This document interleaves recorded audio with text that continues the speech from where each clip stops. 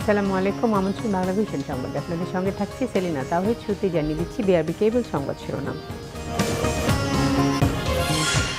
ডিএমসিতে বুয়েট স্টাইলের অঘটন, ছাত্রলীগের সাবেক নেতাকে বেদম পিটুনি, বর্তমানে সাংগঠনিক ব্যবস্থা নেওয়ার হুঁশিয়ারি লেখক ভট্টাচার্যের। মুক্তিযুদ্ধ ও ইতিহাস ঐতিহ্যের সমন্বয়ে সিনেমা তৈরির আহ্বান প্রধানমন্ত্রীর। যুগের চাহিদা পূরণের তাগিদ, জাতীয় চলচ্চিত্র পুরস্কার প্রদান। বিজয়ী কাউন্সিলর হত্যায় উত্তপ্ত সিরাজগঞ্জ, এলাকাবাসীর বিক্ষোভ, ব্যবস্থার আশ্বাস প্রশাসনের। ঘরে ঘরে নিরাপত্তা দেওয়া অসম্ভব বলেছেন ইসি সচিব। নেতৃত্বে দুর্বলতায় ভোটের রাজনীতিতে পিছিয়ে বিএনপি বলেছেন কাদের। জালিয়াতি কারচুপির মাধ্যমে বেশিরভাগ পৌরসভা ক্ষমতাসীনদের দখলে, অভিযোগ ফখরুলের। দেখছিলেন বিআরবি কেবল সংবাদ শিরোনাম। এবারে বিস্তারিত। ঢাকা মেডিকেল কলেজ ছাত্রলীগের সভাপতি ও সাধারণ সম্পাদকের নেতৃত্বে সংগঠনের সাবেক এক নেতাকে বেদম মারধরের অভিযোগ উঠেছে। ভুক্তভোগী শিক্ষার্থী জানিয়েছেন তাকে রড দিয়ে পিটিয়ে প্রায় পঙ্গু করে দেওয়া হয়েছে। তবে অভিযুক্তরা বলছেন ইন্টার্ন চিকিৎসকদের ডিউটি রোস্টার নিয়ে আভ্যন্তরীণ কোন্দলে এমন ঘটনা ঘটেছে। 14 জানুয়ারি রাতে ঢাকা মেডিকেল কলেজের ফজলে রাব্বি হলের ঘটনা। প্রায় 1.5 ঘন্টা ধরে গণরুমে নিয়ে নির্মম নির্যাতন চলে ঢাকা মেডিকেল কলেজ শাখা ছাত্রলীগের সাবেক উপদপ্তর সম্পাদক ও কলেজ ডিবেটিং ক্লাবের সভাপতি ASM আলী ইমাম শীতলের উপর। কলেজ শাখা ছাত্রলীগের সভাপতি আল আমিনের মদতে এই নির্যাতন বলে জানিয়েছেন ভুক্তভোগী শীতল। রাত 11:30 নাগাদ আমাকে ক্যান্টিনের পাশে পুকুর পাড়ে ডাকা হয় যে ইন্টার্ন রোস্টারের ব্যাপারে কথা বলবো। বাট কথা বলার এক পর্যায়ে আমাকে আমার এক ব্যাচ জুনিয়র ফয়সাল ইর্তিজা পেছন থেকে মাথায় লাথি দেয় এবং উপর্যুপরি আমি 3 থেকে 4টা লাথি খাই। এরপরে আমি চোখে অন্ধকার দেখছিলাম এবং আমি বমি করে ফেলি ওখানে। আমাকে ওখান থেকে টানতে টানতে সবাই মিলে গণরুমে, বর্তমান টিভি রুম যেটা, এখানে নিয়ে যায়। আমি ওখানেও 2 থেকে 3 বার বমি করেছি। ওখানে আমাদের ঢাকা মেডিকেল কলেজ ছাত্রলীগের সভাপতি আলামিন ভাই, ঢাকা মেডিকেল কলেজ ছাত্রলীগের সাধারণ সম্পাদক ফুয়াদ আমার ব্যাচমেট, এরা ছিল। বর্তমান ইচিপ ইন্টার্ন চিকিৎসক পরিষদের সাধারণ সম্পাদক শাহরিয়ার খান ছিল, ডাক্তার ইসমাম আহমেদ ছিল। ছাত্রত্ব না থাকলেও বিপুল অঙ্কের লেনদেনের বিনিময়ে সভাপতির পদ বাগিয়ে নেয়ার অভিযোগ রয়েছে আলামিনের বিরুদ্ধে। এছাড়া মদের আড্ডার ছবি ফেসবুকে পোস্ট করে আলোচনায় আসা এই ছাত্রলীগ নেতার বিরুদ্ধে আছে মাদক ব্যবসার অভিযোগ। এছাড়া নিয়মিত শিক্ষার্থীদের মেরে রক্তাক্ত করে হল ছাড়া করার একাধিক অভিযোগ রয়েছে ঢাকা মেডিকেল কলেজ শাখা ছাত্রলীগ সভাপতি ও সাধারণ সম্পাদকের বিরুদ্ধে। ভাইয়া আমাদেরকে ফোন দিয়ে বিভিন্ন ধরনের থ্রেট দেয় যে যদি রাজনীতি করতে হয় তাদের সাথে রাজনীতি করতে হবে, না হলে আমরা ক্যাম্পাসে কিভাবে থাকি বা পরীক্ষা কিভাবে দেই ওনারা দেখে নিবে, এই কথা বলছে। এরকম প্রতি রাতে কাউকে না কাউকে মেরে রুম ভাঙচুর করে হল থেকে বের করে দেওয়া হচ্ছে এবং প্রতিনিয়ত তাদেরকে এমন পরিমাণ হুমকি ধামকি এবং চাপের মধ্যে রাখা হচ্ছে যে কেউই নাম প্রকাশ করে আমরা নিরাপত্তার স্বার্থে সামনে আসা সাহস পাচ্ছি না। বিষয়টি নিয়ে জানতে চাইলে কলেজ শাখা ছাত্রলীগ সভাপতি বলেন, ঘটনার সময় তিনি মীমাংসার জন্য উপস্থিত হয়েছিলেন মাত্র। না, আমি বলেছি, আমি ওদেরকে নিয়ে কথা বলছি, ভিতরে নিয়ে কথা বলে আমি জানাইছি তোমরা এভাবে নিজেদের সমাধান করো, তারপরে না হলে আমরা কথা বলবো। না, আমার সামনে মারা হয়নি। না, আমি গেটে ছিলাম না, আমার গেট ছিল, আমি বলছি আমি ওদেরকে বুঝাইতে আমি চলে আসছি। জড়িত ইচিপের নিজেরাই। বিষয়টি নিয়ে টেলিফোনে কথা হয় ঢাকা মেডিকেল কলেজের অধ্যক্ষের সঙ্গে। নিরাপত্তাহীনতায় ভোগা শিক্ষার্থীদের নিরাপত্তা নিশ্চিতের আশ্বাস দেন তিনি। অনেককে গুরুতর আহত করেছে, মেরে রক্তাক্ত করেছে। এই ব্যাপারগুলো তো আমি এখানে তো নতুন জয়েন করেছি, আসলে কেউ বের করে দিয়েছে এরকম ইনফরমেশন টুকুও নাই আর কি, বুঝছেন। মানে আপনি আমাকে আপনি বলেছেন ইটস ফাইন, আমি আরো খোঁজ খবর নিব। ওরা ক্যাম্পাসের ফিরলে ওরা আসে আমার সঙ্গে কথা বলে, আমি সর্বোচ্চ চেষ্টা করবো ওদের নিরাপত্তার জন্য। ছাত্রলীগের সাধারণ সম্পাদক লেখক ভট্টাচার্য বলেন, কমিটিতে থেকে বিশৃঙ্খলা করলে সাংগঠনিক ব্যবস্থা নেবেন তারা। কিছুদিন আগেও ঢাকা মেডিকেলে একটি ঝামেলা হয়েছে নতুন কমিটি হওয়ার পর, সেটাও কিন্তু আমরা দুই পক্ষকে দেখে আমরা মীমাংসা করেছি এবং এখানেও এবারে একটু বেশি আমরা এটা দিয়ে জোর দিয়ে দেখছি যে একেবারে তাদের কথার উপরে ভিত্তি করে কিংবা ছাত্রলীগ যারা করে তাদের কথার উপর ভিত্তি করে আমরা কোনো ধরনের সিদ্ধান্তে যাব না। আমরা নিজেরাই এটা সত্য ঘটনা আমরা উদ্ঘাটন করে তারপরে ব্যবস্থা গ্রহণ করব। এখনই ব্যবস্থা না নিলে বুয়েটের মতো আরেকটি আবরার ফাহাদ ঘটনা ঘটতে পারে বলে শঙ্কা শিক্ষার্থীদের। মুহিবুল্লাহ মুহিব, বাংলা ভিশন, ঢাকা। মুক্তিযুদ্ধের চেতনা এবং দেশের ইতিহাস ঐতিহ্যের সমন্বয়ে সিনেমা তৈরি করতে চলচ্চিত্র নির্মাতাদের প্রতি আহ্বান জানিয়েছেন প্রধানমন্ত্রী শেখ হাসিনা। চলচ্চিত্রে আধুনিক প্রযুক্তির সমন্বয়ে যুগের চাহিদা পূরণের তাগিদ দিয়েছেন তিনি। বঙ্গবন্ধু আন্তর্জাতিক সম্মেলন কেন্দ্রে 2019 সালের জাতীয় চলচ্চিত্র পুরস্কার অনুষ্ঠান। গণভবন থেকে এতে ভার্চুয়ালি যোগ দেন প্রধানমন্ত্রী শেখ হাসিনা। 26 বিভাগে 31 ব্যক্তি ও 2টি প্রতিষ্ঠানকে পুরস্কার দেয়া হয়। প্রধানমন্ত্রীর পক্ষে তথ্যমন্ত্রী বিজয়ীদের হাতে পুরস্কার তুলে দেন। অনুষ্ঠানে প্রধানমন্ত্রী বলেন, মানুষের কাছে কোনো বার্তা পৌঁছে দিতে হলে তার অন্যতম মাধ্যম চলচ্চিত্র। সেজন্য জাতীয় জীবনে গুরুত্বপূর্ণ দেশের ইতিহাস ঐতিহ্য, মুক্তিযুদ্ধের চেতনা এসব বিষয়গুলো মাথায় রেখে আধুনিক প্রযুক্তির সমন্বয়ে সিনেমা বানাতে হবে। আমাদের যে মহান অর্জন, লাখ শহীদের রক্তের বিনিময়ে আমরা যে বিজয় অর্জন করেছি, কাজে আমাদের সেই বিজয়ের ইতিহাস, মুক্তিযুদ্ধের ইতিহাস, আমাদের চেতনা, আমাদের যে আদর্শ, আমাদের নীতি, সেগুলি প্রতিফলিত হওয়া একান্ত দরকার। কারণ আমি জানি, আমি একজন রাজনীতিবিদ, যত বক্তৃতা দিয়ে মানুষকে যত কথাই বলি না কেন, কিন্তু একটা নাটক বা একটা সিনেমা বা একটা গানের মধ্য দিয়ে, একটা কবিতার মধ্য দিয়ে কিন্তু অনেক কথা বলা যায়, মানুষের অন্তরে প্রবেশ করা যায়। সিনেমার যুগটা ফিরে এসেছে। আপনারা জানেন যে শুধু আমাদের দেশে না, পৃথিবীর অন্য দেশেও সিনেমা, এখন মানুষ কিন্তু সবাই সিনেমা দেখে, হয়তো হলে যায় না, ঘরে বসে দেখে, কিন্তু হলেও আমাদের মানুষটা আনতে হবে, আর মানুষ যাতে আসে তার ব্যবস্থা করতে হবে। আর সিনেমাগুলি সেইভাবেই তৈরি করতে হবে যেন পরিবার পরিজন নিয়ে দেখতে পারি। তারপরে আমাদের ছোট শিশুদের জন্য ছোট সিনেমা তৈরি করা একান্তভাবে প্রয়োজন। চলচ্চিত্র শিল্পের উন্নয়নে তার সরকারের নেওয়া পদক্ষেপের কথা তুলে ধরেন প্রধানমন্ত্রী। দ্বিতীয়বার সরকারে আসলাম, তখনই আপনারা জানেন যে বাংলাদেশ চলচ্চিত্র টেলিভিশন ইনস্টিটিউট যেটা আমরা প্রতিষ্ঠা করেছি, সেখানে এখন অনেকেই শিক্ষা নিচ্ছে। সেখান থেকে ভালো নির্মাতা, তরুণ নির্মাতা থেকে শুরু করে যারা অংশগ্রহণ করে তারাও বের হয়ে আসছেন। 2019 সালে যৌথভাবে সেরা চলচ্চিত্রের পুরস্কার জিতেছে ন ডরাই এবং ফাগুন হাওয়ায়। সেরা অভিনেতা তারিক আনাম খান, সেরা অভিনেত্রী সুনেরা বিনতে কামাল, আর আজীবন সম্মাননা পেয়েছেন মাসুদ পারভেজ ওরফে সোহেল রানা ও কোহিনুর আক্তার সুচন্দা। আরিফুল হক, বাংলা ভিশন, ঢাকা। বিজয়ী কাউন্সিলর হত্যার ঘটনায় উত্তপ্ত সিরাজগঞ্জ। দোষীদের বিচারের দাবিতে বিক্ষোভ করেছে এলাকাবাসী। ঘাতকদের দ্রুত আইনের আওতায় আনার আশ্বাস দিয়েছে প্রশাসন। এদিকে গাইবান্ধা পৌর নির্বাচনের ফল ঘোষণা নিয়ে হামলা, গাড়ি ভাঙচুর ও অগ্নিসংযোগের ঘটনায় 90 জনের নাম উল্লেখ করে অজ্ঞাত আরও 150 জনের বিরুদ্ধে 2টি মামলা করেছে র্যাব ও পুলিশ। গ্রেফতার করা হয়েছে 5 জনকে। এ আহাজারি স্বজন হারানোর।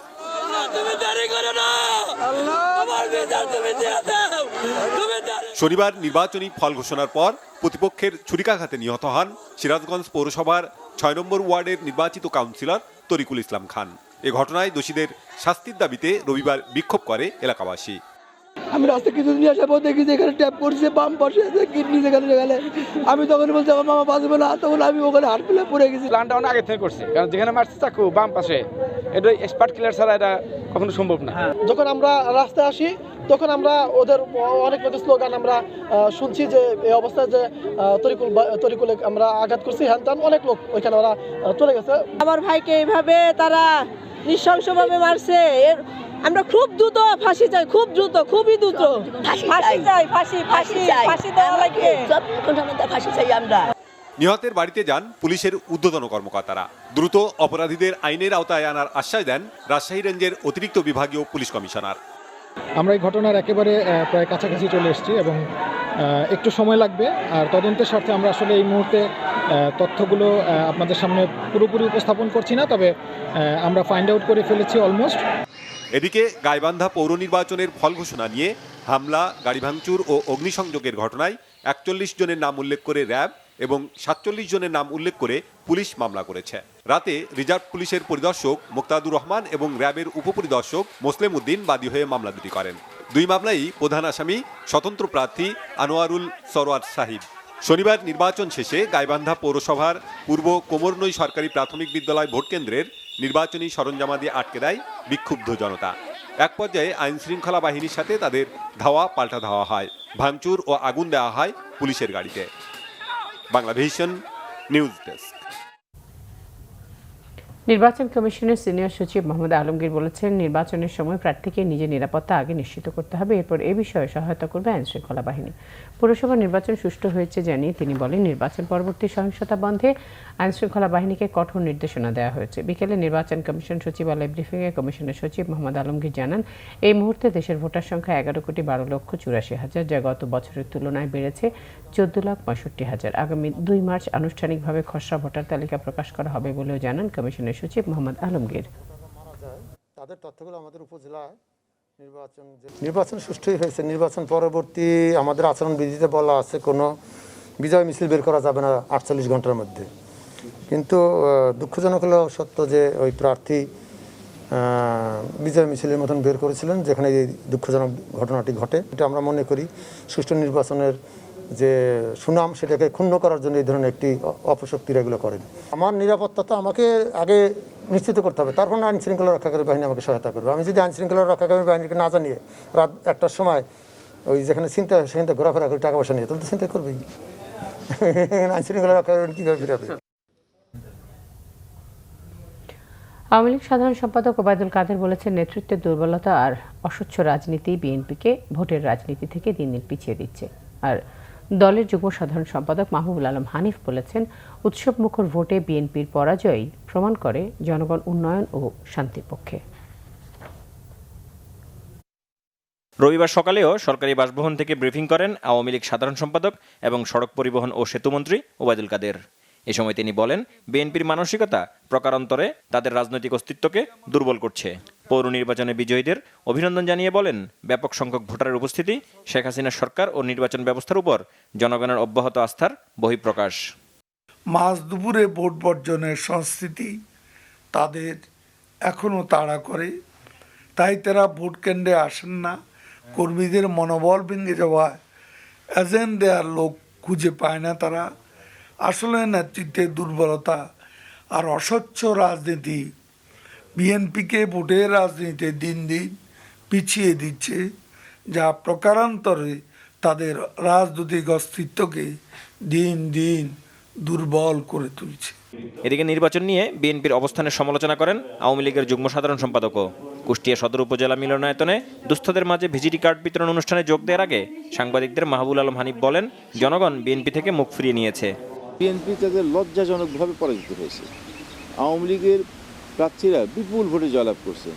এর মধ্যে দিয়ে প্রমাণিত হয়েছে যে জনগণ দেশের উন্নয়ন অগ্রগতির পক্ষে, জনগণ শান্তির পক্ষে, যেটা নিশ্চিত করেছেন আমাদের বঙ্গবন্ধু কন্যা জননেত্রী শেখ হাসিনা। আহমেদ সরওয়ার, বাংলাভিশন, ঢাকা।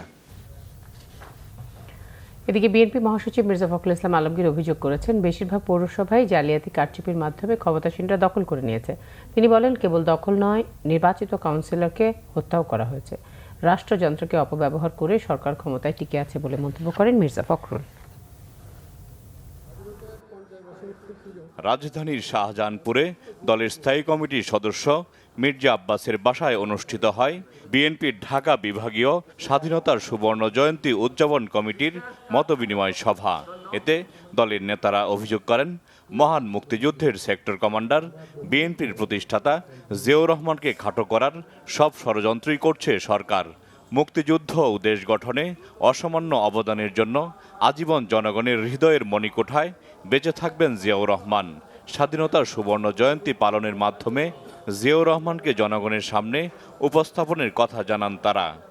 ওদের ইচ্ছা মতো এই স্বাধীনতার গল্প, আওয়ামী লীগের কৃতিত্বের গল্প এই দেশের জনগণকে শুনিয়ে যাচ্ছে। এটার কৃতিত্বের দাবিদার একমাত্র হতে পারে বিএনপি এবং শহীদ রাষ্ট্রপতি জিয়াউর রহমান। তিনি দেশের স্বাধীনতা ঘোষণা দিয়েছিলেন। গণতন্ত্র না থাকার কারণে কি অবস্থা, এগুলোকে আজকে আবার নূতন করে জনগণকে এবং বর্তমান প্রজন্মকে কিন্তু আমাদেরকে তাদের চেতনাকে আরও শানিত করতে হবে। প্রতিবেশী দেশের সঙ্গে এই সরকার একটা নতজানু নীতি গ্রহণ করে তাদের কাছে সমস্ত সুবিধাগুলো দিয়ে দিচ্ছে, অথচ আমরা আমাদের যে সমস্যাগুলো আছে সেগুলো সমাধান আমরা করতে পারছি না। সব মিলিয়ে বাংলাদেশ এখন বলা যেতে পারে এখন আর একটা সত্যিকার অর্থে একটা স্বাধীন রাষ্ট্র বাংলাদেশ নয়। অনুষ্ঠানে শনিবার অনুষ্ঠিত হওয়া দ্বিতীয় ধাপের পৌর নির্বাচনে ভোট কারচুপির অভিযোগ করেন বিএনপির মহাসচিব।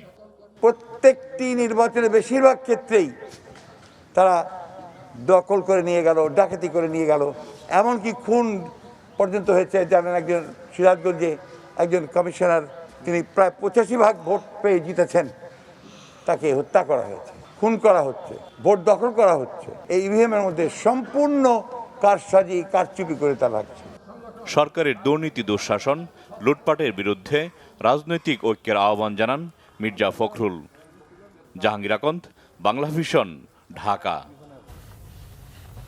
করোনায় দেশে একদিনে আরও 23 জনের মৃত্যু হয়েছে। এ নিয়ে মোট মৃতের সংখ্যা 7,906। রবিবার স্বাস্থ্য অধিদপ্তরের প্রেস বিজ্ঞপ্তিতে জানানো হয় 24 ঘন্টায় 13,446টি নমুনা পরীক্ষায় 569 জনের করোনা শনাক্ত হয়েছে।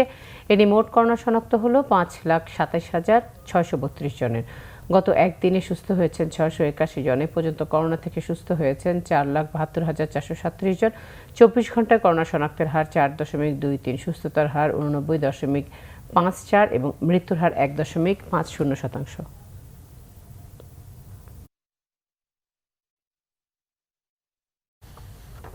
এদিকে গ্লোব বায়োটেকের তৈরি করোনার টিকা বঙ্গোভ্যাক্সের ক্লিনিক্যাল ট্রায়ালের নীতিগত অনুমোদনের জন্য বিএমআরসির কাছে আবেদন করেছে সিআর লিমিটেড। গ্লোব বায়োটেকের পক্ষে সকালে বাংলাদেশ চিকিৎসা গবেষণা পরিষদ বিএমআরসিতে 20টি ফাইল ক্লিনিক্যাল ট্রায়ালের প্রোটোকলও জমা দেওয়া হয়। আবেদনে একসঙ্গে প্রথম ও দ্বিতীয় ট্রায়ালের অনুমোদন চাওয়া হয়েছে।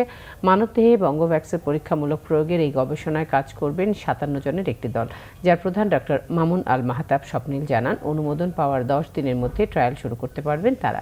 শতাধিক স্বেচ্ছাসেবকের উপর প্রয়োগের পরিকল্পনা তাদের। প্রাণীর শরীরে এই টিকা প্রয়োগে ভালো ফল পাওয়ার আশাবাদী গ্লোব বায়োটেক। হুন্ডি কমে যাওয়া, 2% প্রণোদনা ও একেবারে চলে আসা কর্মীদের কারণেই রেমিটেন্স প্রবাহ বাড়ছে বলে মনে করছেন অর্থনীতিবিদ সহ অভিবাসন বিশ্লেষকরা। এক সেমিনারে তারা বলেন, এই ধারা ধরে রাখতে দক্ষ কর্মী তৈরি করে বিদেশে পাঠাতে হবে। করোনার প্রভাবে বৈদেশিক কর্মসংস্থানে নেতিবাচক প্রভাব পড়লেও প্রায় 40% বেড়েছে রেমিটেন্স প্রবাহ। কেন বাড়ছে এই রেমিটেন্স? সাস্টেইনেবল ডেভেলপমেন্ট গোল বা এসডিজি প্ল্যাটফর্ম আয়োজিত সেমিনারে খোঁজা হয় সেই কারণ। আমাদের কাছে মনে হচ্ছে 2% ইনসেন্টিভ কাজ করেছে, সেটা অভিবাসীর ক্ষেত্রেও কাজ করতে পারে, বাইরের অন্যান্যদের ক্ষেত্রেও। অনেকেই টাকা পাঠিয়ে এটাকে আবার আনছেন, কালো টাকা সাদা করার চেষ্টা আমাদের দেশে থাকে, সেটা এখানে হতে পারে। নরমালি অন্য সময় যে খরচ হয় কোভিড এর কারণে যখন রেস্ট্রিকশন ছিল, আরেকটা জিনিস আপনারা যদি অ্যাড করেন, এই বছরটা আমাদের ইলেকশন ইয়ার, স্থানীয় প্রশাসন অনেকগুলো নির্বাচন হচ্ছে, যারা বেশি অঙ্কের টাকা পাঠাচ্ছেন, কেউ কেউ আগে 2 লাখ পাঠাতো, সে 5 লাখ 10 লাখ পাঠাচ্ছে।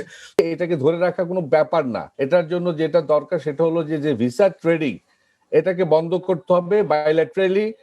রেমিটেন্স বাড়লেও যেই প্রবাসীরা এই অর্থ দেশে পাঠান, ছুটিতে এসে তারা ভালো নেই। কর্মস্থলে যেতে চাইলেও সেই সুযোগ থেকেও বঞ্চিত দেশে আটকে থাকা প্রবাসীরা।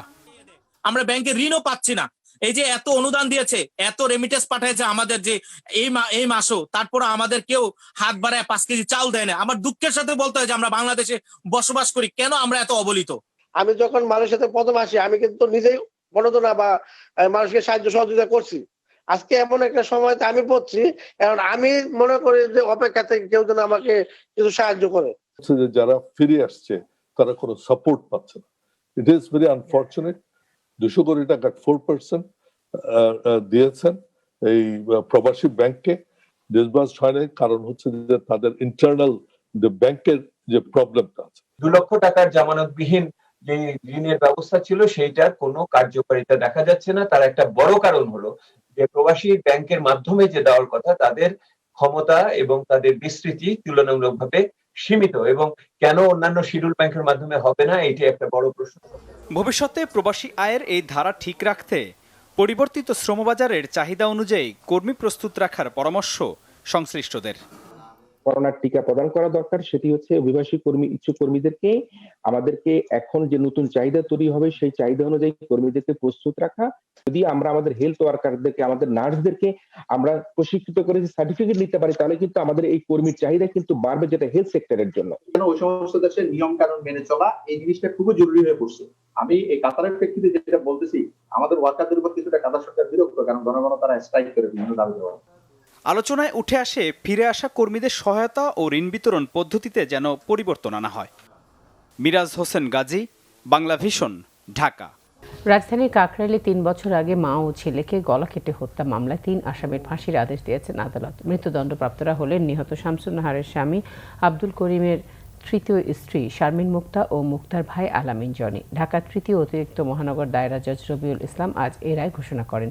2017 সালের 1 নভেম্বর কাকরাইলের পায়োনিয়ার গলির বাসায় সম্পত্তির লোভে শামসুন নাহারকে হত্যা করা হয়। সে সময় মায়ের প্রাণ রক্ষায় এগিয়ে গেলে তার ছেলে শাওনকেও নির্মমভাবে খুন করা হয়। এর পরদিন শামসুন নাহারের ভাই আশরাফ আলী বাদী হয়ে রমনা থানায় মামলা করেন।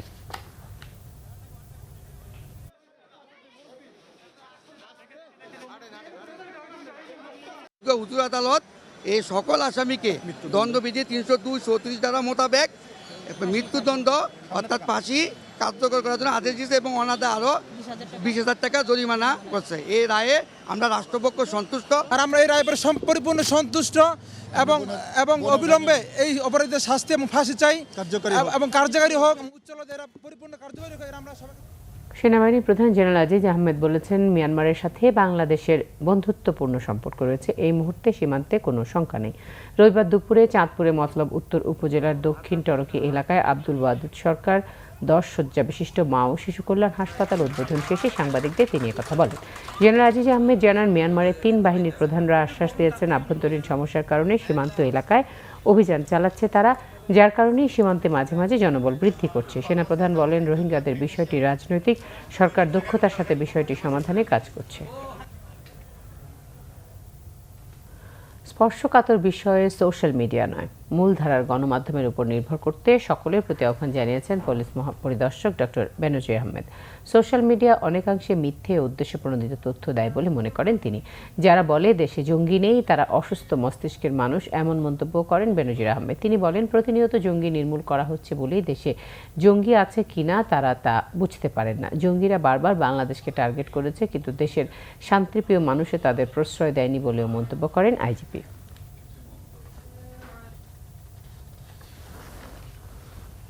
সিলেটের এমসি কলেজ ছাত্রাবাসে গৃহবধূ গণধর্ষণের মামলায় 8 আসামির বিচার শুরু হয়েছে। সকালে কঠোর নিরাপত্তা মামলায় সব আসামিকে আদালতে হাজির করে পুলিশ। ছাত্রলীগ কর্মী সাইফুর রহমান সহ 8 জনের বিরুদ্ধে চার্জ গঠন করেন সিলেটের নারী ও শিশু নির্যাতন দমন ট্রাইব্যুনালের বিচারক মোহাম্মদ মহিতুল হক।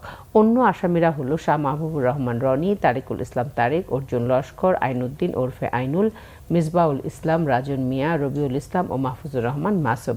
12 জানুয়ারি এই মামলার চার্জশিট গ্রহণ করে আদালত। রাষ্ট্রপক্ষের আইনজীবী রাশিদা সাইদা খানম জানান, আসামিদের উপস্থিতিতে আদালতে চার্জ গঠন করেন। গত বছরের 25 সেপ্টেম্বর সিলেটের এমসি কলেজ ছাত্রাবাসে স্বামীকে আটকে রেখে নববধূকে গণধর্ষণ করে ছাত্রলীগের কয়েকজন নেতাকর্মী। সংবাদ শেষ করছি। বিআরবি কেবল শিরোনামগুলো আরও জানিয়ে ডিএমসিতে বুয়েট স্টাইলের অঘটন, ছাত্রলীগের সাবেক নেতাকে বেদম পিটুনি, বর্তমানে সাংগঠনিক ব্যবস্থা নেওয়ার হুঁশিয়ারি লেখক ভট্টাচার্যের। মুক্তিযুদ্ধ ও ইতিহাস ঐতিহ্যের সমন্বয়ে সিনেমা তৈরির আহ্বান প্রধানমন্ত্রীর। যুগের চাহিদা পূরণের তাগিদ, জাতীয় চলচ্চিত্র পুরস্কার প্রদান। বিজয়ী কাউন্সিলর হত্যায় উত্তপ্ত সিরাজগঞ্জ এলাকাবাসীর বিক্ষোভ, ব্যবস্থার আশ্বাস প্রশাসনের। ঘরে ঘরে নিরাপত্তা দেওয়া অসম্ভব বলেছেন ইসি সচিব।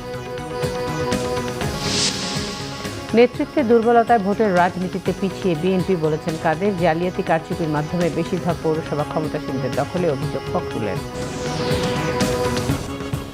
এই ছিল এখনকার মতো। পরের সংবাদ থাকছে রাত 10:30টায়, দেখার আমন্ত্রণ রইল। এছাড়া বাংলাভিশন সংবাদ ও সংবাদ সংশ্লিষ্ট অনুষ্ঠান দেখতে লগ ইন করুন facebook.com/বাংলাভিশন নিউজে এবং সাবস্ক্রাইব করুন youtube.com/বাংলাভিশন নিউজে।